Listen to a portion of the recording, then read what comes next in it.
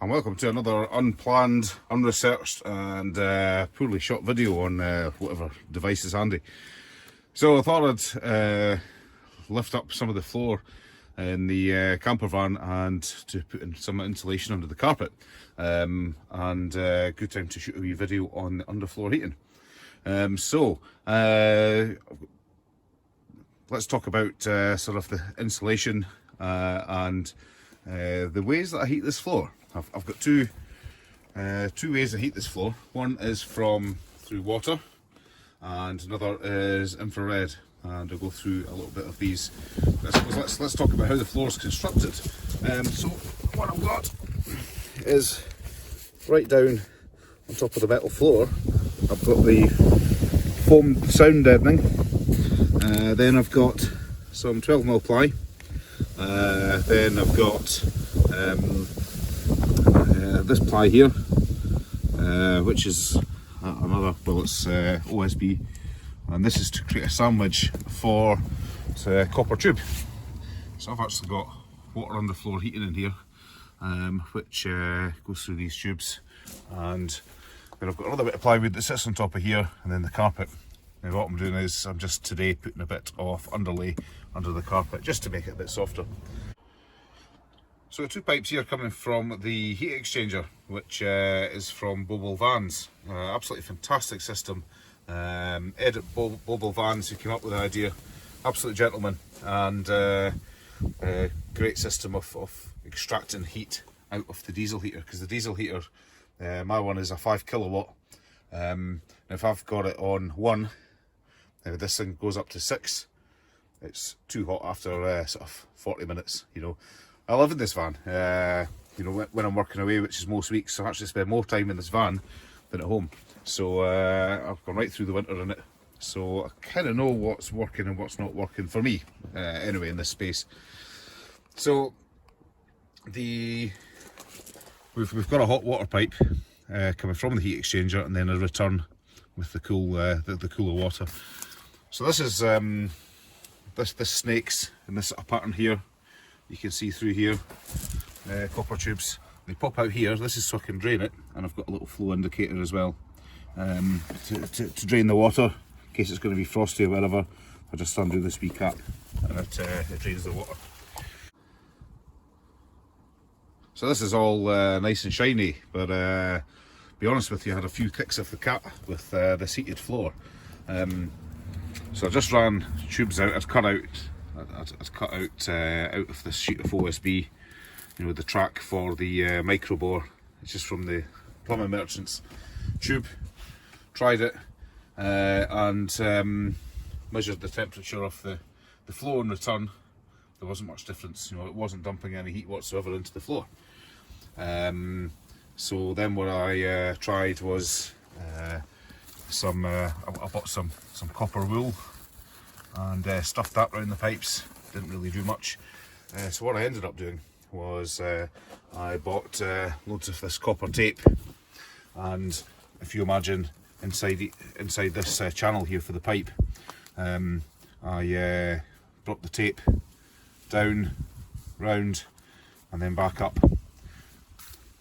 Then packed the spaces with the copper wire wool, and then put strips of this copper tape over the top of it, and then I've put aluminium foil tape over the top. The reason I've used copper is because if you look at the conductivity index of different materials, copper is twice as conductive as aluminium. The reason I didn't use copper on all around here, because basically I ran out and I had loads of aluminium tape. It wasn't any more expensive, I don't think. So yeah, but this has really worked well. And once it's heated up, because we've got a good thermal mass here of all this plywood, in effect three layers of wood. We've got the sandwich, we've got the base floor, we've got the sandwich board, and then there's another board that sits on top of here, then with the carpet. Even once it stops heating from the diesel heater and the water stops flowing, you know, it stays warm for ages, it really does. And yeah, the tape and the wire wool really has been worth it in extracting the heat from the copper pipe. Made a huge difference. What I'm also doing today is I'm going to fit another infrared heat film into here. So you can actually see the stuff that's been fitted in the van already. Now that was down before I fitted the water floor, and yeah, it works alright.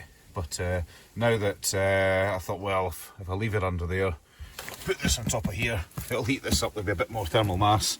It'll also help to defrost the keep these tubes free of ice. But it's really lost under there. I mean, this only kicks out, you know, it's like 100 watts of heat or something like that, at 12 volts. So yeah, it's not a lot really. But if I fit some more of this just underneath the underlay, it's gonna heat the underlay up nicely, make my toes more toasty. So I'm going to leave this stuff in.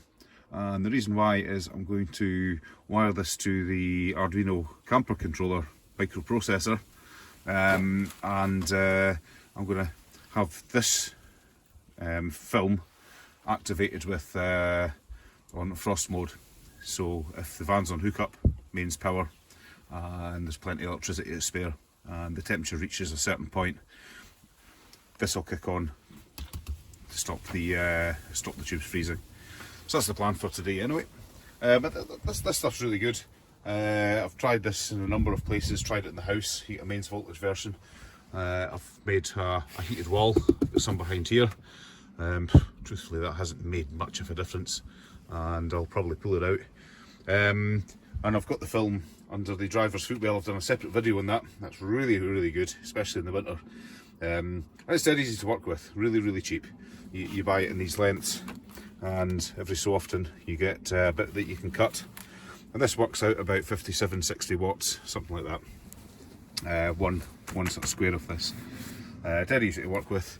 You crimp these things on the end. I did these with hydraulic crimps, and you've got one wire live, one neutral, and it doesn't matter what way around they go, as long as they pick up these copper strips which run down either side. Just give it a little bit of insulation and give it some power. And obviously you want to put that through a relay, you're going to burn out a switch. I'm going to put this through also my camper controller, so I can hit a button on the little touch screen over there, and it'll turn this on. So this will be the manually controlled sheet. This will be the frost control sheet here of infrared film. So quite good. So this wooden channel here, or this sandwich board that I've put down, I've left a channel here. You know, I'm a services guy. I thought let's leave room for some cabling. So that's going to be super handy to route cables through that little bit there, up through here, and then to the microprocessor and the relay board. So I've got the floor apart. I'll show you something else. This is a temperature probe which goes back to the Arduino processor that controls all the van. This is a waterproof probe, DS18B20, and these are, it's like a little chip inside the stainless steel tube here, which is sealed, so it's waterproof. And each chip has a hardware address burned in, and this is this hexadecimal one here. You know, if you're up on Arduinos and things like that, you know, you load up a bit of software code to scan these, gives you the code, then you can hard code it into your Arduino sketch, into your code, and that's just running back to the microprocessor. It's all a bit messy here, I might box it in, don't know if we'll be bothered. But this just gets sort of stuffed in here, and you know, that keeps a check on the heat of the pipes there. So pretty good, and they're super cheap. So that's a bit of fill wired. All I've done is I've crimped some another couple of cables onto here. I didn't have any more of these crimps here, and this is fine, so that's ready to go. I'm just going to drill a wee hole there, so this will pop down this cable into this channel, because this is going to sit on top of this bit of wood here, but underneath the underlay. Yeah, so the film's dead easy to work with. You've got to get the right way around. So these white stripes face up, and simple as that. So we'll get this wired in and see how it goes. So that's all screwed down, and rare display of foreskin and planning. Never mind. I'd drawn the route of the copper pipes on here, and also the there's a box under there roughly, which showed where the other infrared heating film is, the stuff that's deeper. So to avoid it with the screws. So all taped down, don't have to use foil tape, I just used it because it was there. Stops it flapping around. And over here is going to go the underlay, then the carpet back on, and then I've got some vinyl as well, so come back to that. So all screwed down, not really sure what I'm going to do with this. These sort of like skirting boards around here were designed before I put the extra sandwich for the water on the floor heater in, and also underlay. So it's coming up a bit there. I don't really care.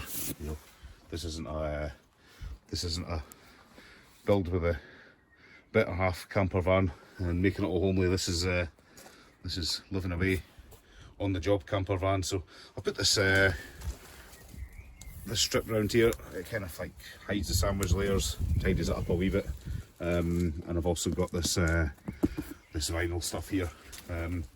Good for coming in, muddy boots. Not too worried about the carpet, but it just stops it getting wet in the winter. It'll take ages to dry and end up smelling. And also, what can I say? If you miss the bottle in the middle of the night, piss happens.